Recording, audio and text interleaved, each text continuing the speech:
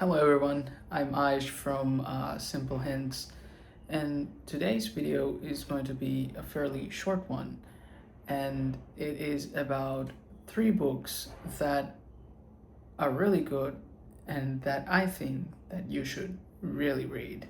Over the course of my years, ever since starting to read on uh, ever since I started to read at the age of 18, I am 21 now, so within the course of 4 years, I have read quite a number of books, a lot of good books, and also a lot of bad ones.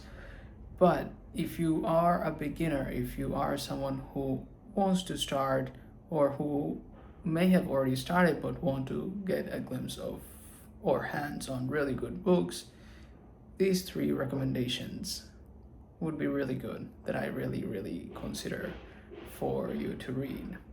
The first one is Inner Game of Tennis. This is actually the very first book that I ever read. It is about the mental game of peak performance. I'll just keep that here.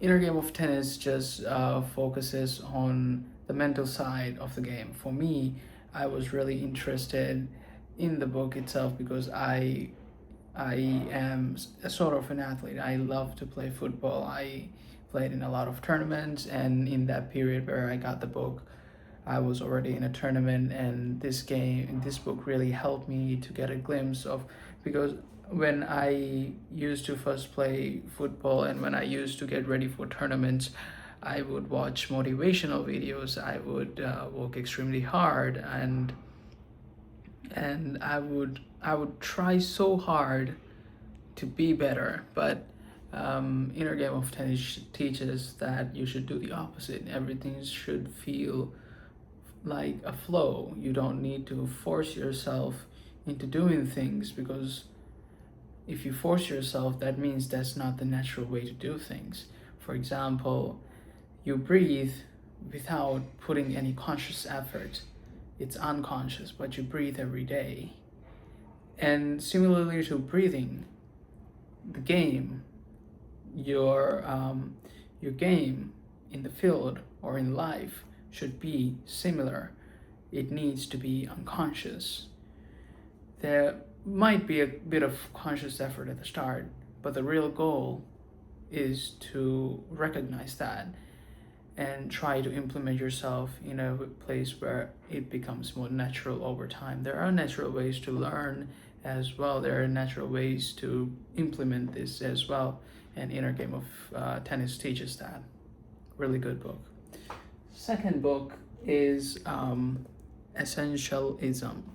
So Essentialism basically gives us the reality check where everything that we do to keep ourselves busy might not be the most important or the essential things that we need to focus on in our daily lives.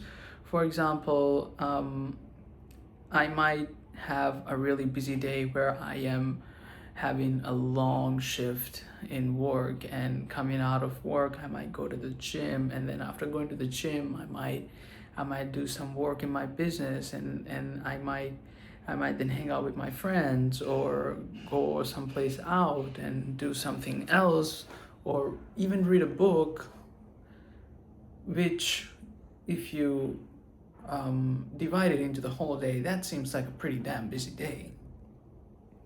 And after those busy days, I tend to feel quite productive. I feel like, oh, I did a lot of things today. I feel quite productive. But most of the times, especially what essentialism teaches us, is that busy days aren't necessarily productive days. Busy days are just busy days. And we need to find out in our life what are the key few essential things that actually move forward in our life to reach the things that we value, like our goals, our relationships, and etc.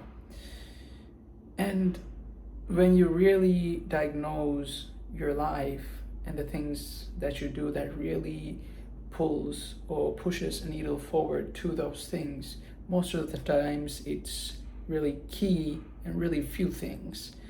And doing few things are very boring, but they're essential.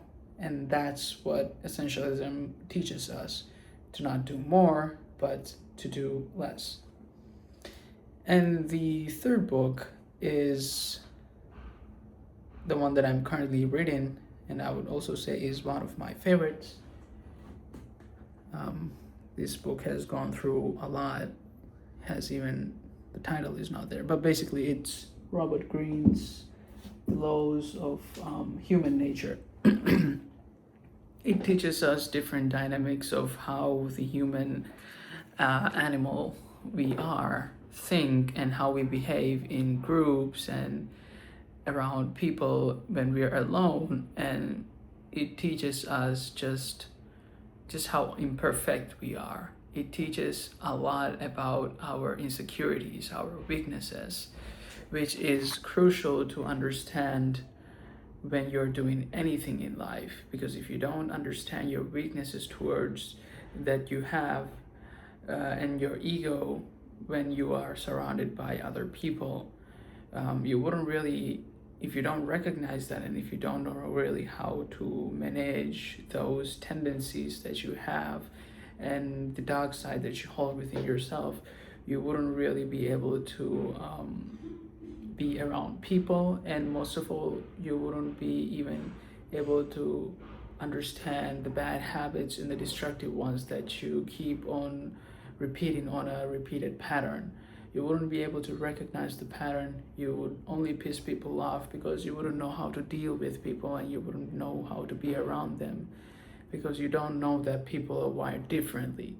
So these are a lot of the few things, but a lot of the things that I'm starting to understand from the book. And the book is laid out very nicely. It goes into the historians and the past of all the laws that happened even then, because the actions and the results of the actions and the things that we see today didn't just happen today.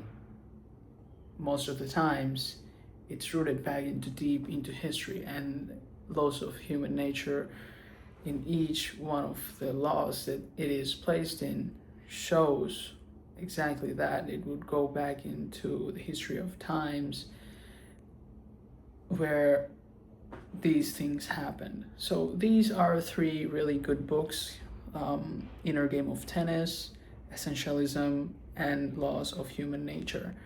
I would highly recommend these three books, and thank you so much for watching. This is a very short one, but I hope you get some sort of value in it. Thank you.